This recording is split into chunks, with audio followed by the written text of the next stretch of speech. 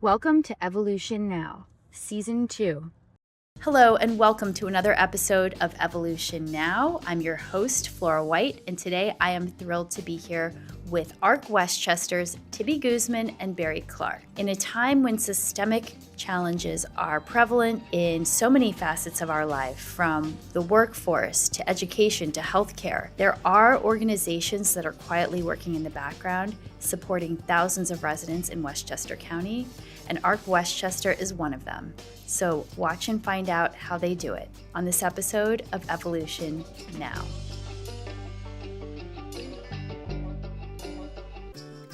So welcome Tibi Guzman and Barry Clark to Evolution Now. Thank you for being here with me today.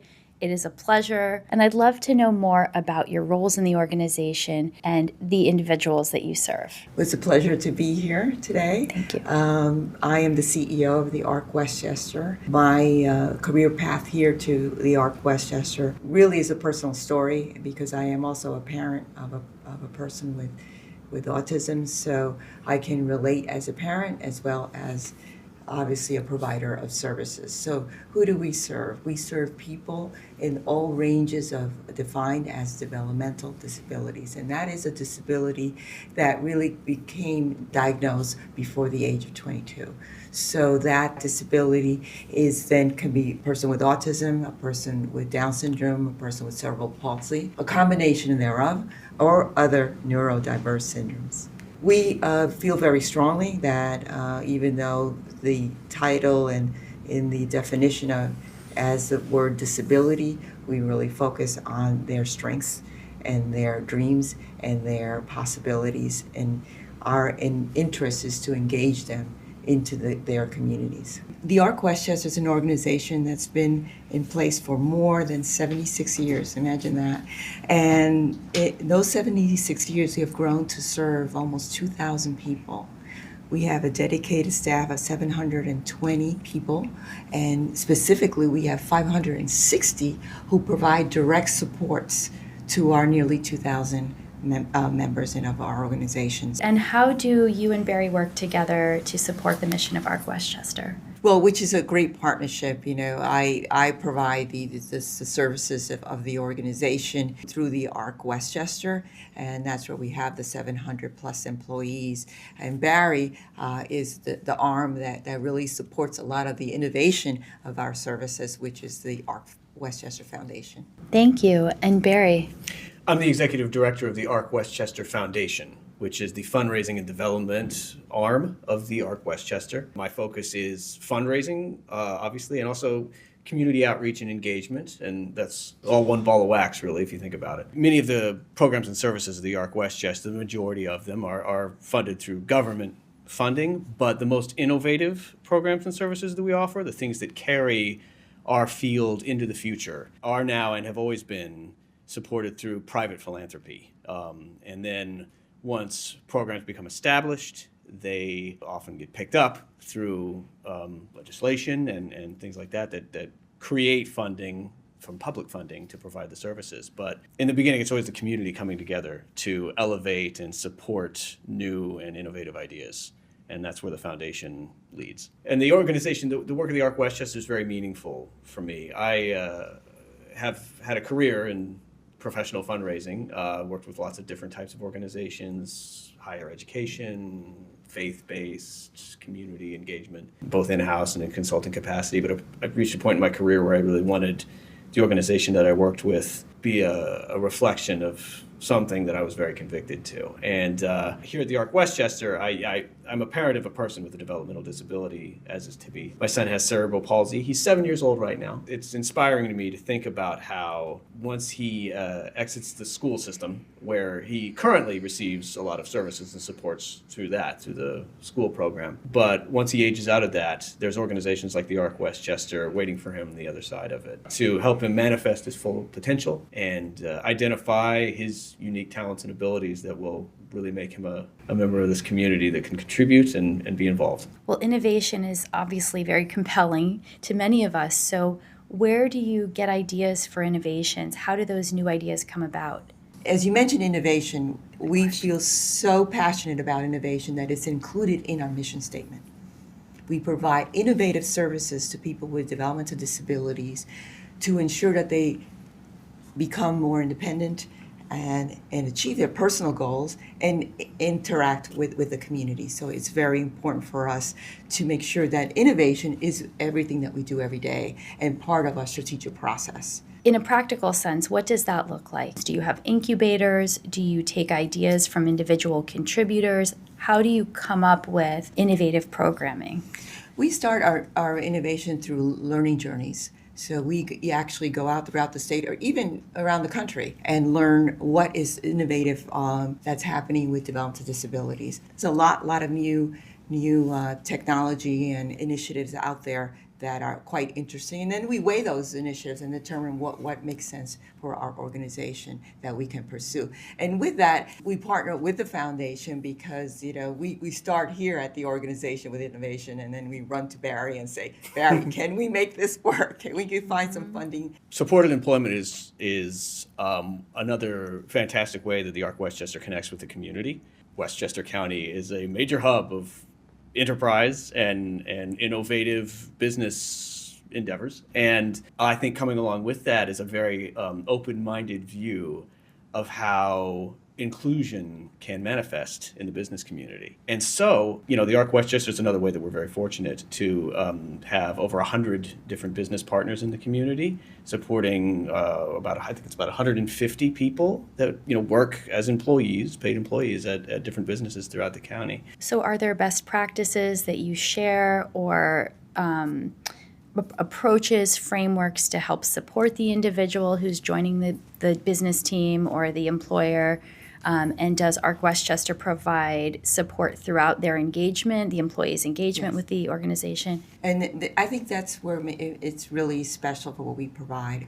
These are services that are incredibly supportive, not only to the person that we support, but to the business.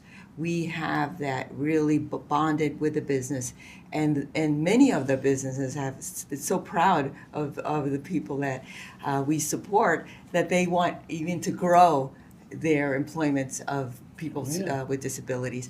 And they said, we thought it was going to be hard, but it's a lot easier with the partnership of Arc Westchester. They're receiving support that they otherwise would not have received and a perspective that may serve the business across all employees. I imagine there's a halo effect of benefit beyond just the individual who's working with those businesses. Yeah, it's not an act of charity to employ a person with a developmental disability. It's very good for the businesses as well. Again, there are unique skill sets that can be brought to the table that elevate the business. And that's feedback we get a lot from our local partners, employment partners. And how would a prospective business partner look to get involved with Arc Westchester? We have a website, which is really robust. Email info@arcwestchester.org. People are nervous about really doing the right thing for a person with disability. And I think I applaud any business that takes that first step, because that's all you have to do. And it will walk you through the process. And you'll see how engaged a person with disability is going to not only improve your business outcomes, but also really make your entire workforce feel included, and the inclusion of a person with disability really expands to the mission and to the culture of the organization. I can imagine that an engagement like this would really enhance the culture of the organization and bring teams together and let people know that they're in a psychologically safe environment, that they're in an environment that's doing the right thing for their community, and an environment with an employer who's thinking about the team that they're serving. So I can imagine that having so many different positive impacts internally within the organization. There's a halo effect. There's a halo effect. It creates great cohesion with teams. We have an event every year that celebrates our employment partnerships called the Employer Recognition Breakfast. We had a keynote speaker this year who spoke about one of his employees. It's a hotel chain, and one of the employees that's supported by the Arc Westchester, her job is to take reservations. It is a task that she is perfectly suited for. She is able to do them 3 times as fast as any other person on staff at that organization. And so it's her unique abilities. She has a developmental disability, but coming along with that are abilities that make her very suited to this job. And so it is bolstered their business operation as well, not just everything you say is true, the cultural cohesion and the halo effect, as you said, but it's really good for their business to have her there, as would be for any other great employee. How is Arc Westchester receiving support through state and federal funding, and what are some of the challenges that you navigate day to day? That's a great question. There is an assumption that organizations like ours have enough resources to do what we need to do, and we do not. 90% of our funding comes from the state, and 80% comes from Medicaid. Medicaid is the core service provider of people with disability. We were just talking about employment. The employment services are funded by Medicaid. So Medicaid is not only a medical insurance service, it provides lifelong services to people with developmental disabilities. And by that, I mean, for example, we talked about supportive employment, how important it is for a person to get that support, to be successful in a business environment. Those services are paid for by Medicaid. Medicaid really extends the life and the opportunity of a person with disability to integrate into the community, to pursue their personal goals, to give back to society. Mm-hmm. And those services and those funds are in jeopardy going forward. The federal government has made indications that the Medicaid will be cut. It will be cut. While there is some support for people with developmental disabilities, we will still feel the effects of the cuts. It may not be today, but certainly by next year, we'll see those effects. And it's very concerning. So one of the things that we are watching, and we have a lot of ties with our public officials and our legislators to ensure that they do not forget the disability field, and they do not forget the providers that ensure thousands of people with developmental disability to be independent in the community. And with those funds, we want to make sure that they are not lost. So we have a huge advocacy piece happening at this moment. That is something that we call people to act upon, is, to the extent that this is a priority. Engage local legislators and people that have a voice in city, local, state government. Indeed. New York State will have to make very serious choices in the coming years in reference to what services they're going to allow to continue. That is concerning for us because they're the first ones that are going to receive the cuts, their federal cuts. And then they have to make these hard decisions. So we are at this point asking everyone to contact Governor Hochul to make sure that the governor does not forget who we are. It is very critical to do that, and it's very easy to do. So we have in our website, just a one-click campaign, and all you need to do is to click on that site, and then you'll just indicate. They'll automatically find your legislator from where you live, and they'll immediately send the letter and the information to them to show the importance of people with disabilities and your interest in supporting, our cause. Are there any statistics that you can share to connect the dots for those who are watching and listening? Well, as we know, autism is the rising disability diagnosis that we're seeing all over the world. And the statistics are really mind-boggling that now 1 in 4 may show, a birth may show signs of autism disorder. So 1 in 4 may have autism. One of the things that really is concerning right now is that some of the funds are available, whether it's a young child, whether it's an adult living with autism, that might be jeopardized in the future, is very concerning because we've moved mountains in the last 80 years where we have seen people institutionalized just because they have autism, and now they are thriving independently, working full-time, and all because we've opened the community and the world to them, and we provided those supports. And they give, as I said before, they give back to society. They pay taxes. Right. You're redefining autism and what it means to live with autism. Autism is not necessarily a limitation in life. One can go on to thrive, to have a family, to be gainfully employed, and to live a satisfying, productive life. And as an example, on my personal story is that I have a son with autism, and I've watched him grow and develop, and now he works full-time for Regeneron. Am I allowed to say that? Kudos. Yeah. So is Regeneron one of your corporate partners? Yes, is one of our flagship partners. That's incredible. Regeneron has 8 people employed that we support, and it's very, very exciting. They're warm, and they're welcoming to people with developmental disabilities.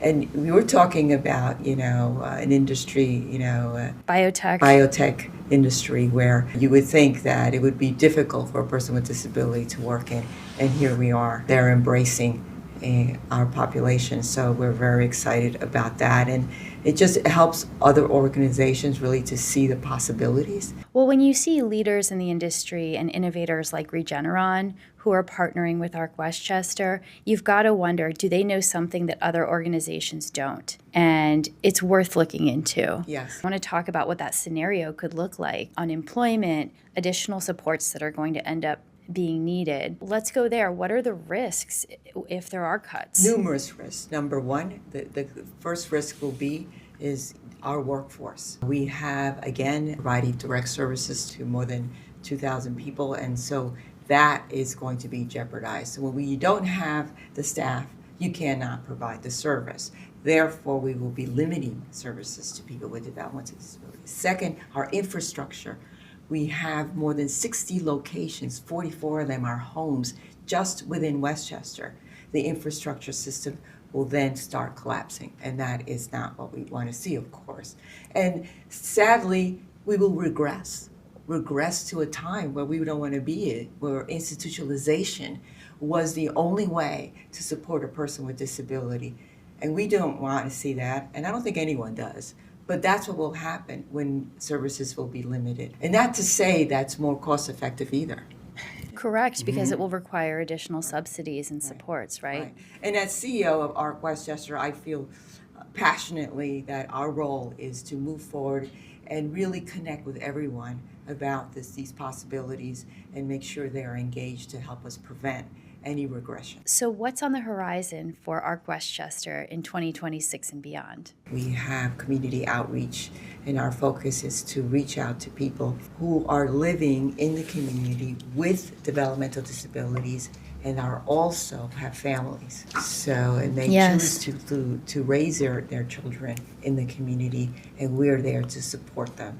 And one of the things that we provide is obviously resources to ensure that they have medical services and as well as nutritional support. So one of the things that we're very proud of is the fact that in addition to the SNAP services, which is the Supplemental Nutritional Assistance Program from the federal government, we also provide additional supports for them. We lost a grant from the government which provides that supplemental in nutritional service, but we felt very strongly that it was important to do. So we engaged a foundation, and then the foundation has then found support from the New York Presbyterian Hospital System, who is supplementing the SNAP services so we could provide real nutritional supports and healthy foods to people with disabilities, and we actually walk them through that process. We go to the supermarket with them, we teach them what's healthy, and we help them make the right choices to ensure that they have, a wonderful and a healthy environment. Well, that's such a happy ending to the story. It's good to hear that you were able to secure the funding through the foundation. It's a great example of how private philanthropy can close a gap that opens up in government funding to provide continuity of services and, again, enrich the lives of the people in our care. Despite the potential doom and gloom of federal cuts that are ahead of us, we are still innovating and growing the organization.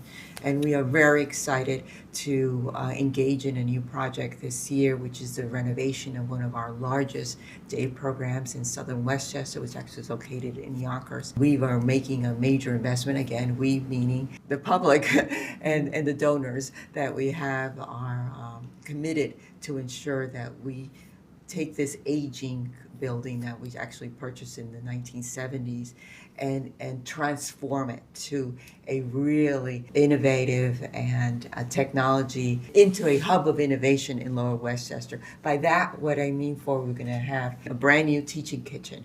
And this kitchen not only will support the 120 people that are actually being served in that building, but also be open to the community. And we were going to enlist, hopefully, local chefs to help us with this process and engage in, again, teaching people how to cook for themselves and also helping them with good nutrition. And so we're very excited about that project. In addition to that, we want to have these immersive sensory rooms where it will help the individual really either relax when they need to or get stimulated in order so that they can really engage in activities. So that it's also interesting. And we have also want to make sure that we have a place for our seniors. You know, we are a lifelong provider of services, so we have a group of people that have aged with us, and we want to ensure that we have these services that will help them also. Capital improvement projects like these are entirely privately funded, I should point out. So we do receive some small amount of funding for maintenance of our current properties, but it's not sufficient even for that. And anything we want to do where we really transform a physical space into something compelling and again modern and on the cutting edge of our field, that is always going to have to be private fundraising that makes that possible. And we recently just completed a project in Mount Kisco at one of our other day services sites called the Ann Manzi Center. It was a $3.5 million project. We're really very, very grateful for the community, both in North and Westchester and beyond, who came together and helped support this comprehensive renovation of that space, which is now beautiful. It's now a hub of innovative services in North and Westchester. We want to do the same thing in Yonkers and in Southern Westchester and carry it forward from there. That's fabulous. It sounds like it's really a service to the entire community. Yeah. How would a person listening to or watching this show get involved? What does it look like to get involved? A great way that people get involved with our organizations, we have a thriving volunteer program. And that's kind of domiciled within the foundation's infrastructure. You can learn about that on our website as well, arcwestchester.org, and contact our director of volunteers. I think 3 of our board members began their relationship with the Arc Westchester through our volunteer program. There's different ways you can go about it. You can do individual volunteer activities. We have internships for people who are in college or in high school. And we provide opportunities for corporate volunteer activity days. So that's another way that corporate organizations who are interested in getting involved with us, who want to maybe dip their toe in and learn a little bit more without heavily committing. That's another way that they can check out who we are, what we do, who we work with through our volunteer program. Well, I've got to ask you all the question that I ask everyone who comes on the show, which is, with all of the work that you do and all of the energy that you put forth in this meaningful work, how do you fuel yourselves? How do you start your days? Is there a routine that you follow? How do you kick off your mornings? With a strong cup of coffee. Me too. With that, I think I'm just energized by the mission, and that really drives my day. And every time I come to work, I'm always surprised by a really beautiful story from an individual advancing on their own goals, or just our employees are really so incredibly supportive and compassionate in what they do, and just it really drives me to do better and do more, and really represent the organization well. Terrific. And what about you, Barry? How do you kick off the morning? I drop my son off at school every day on my way into work.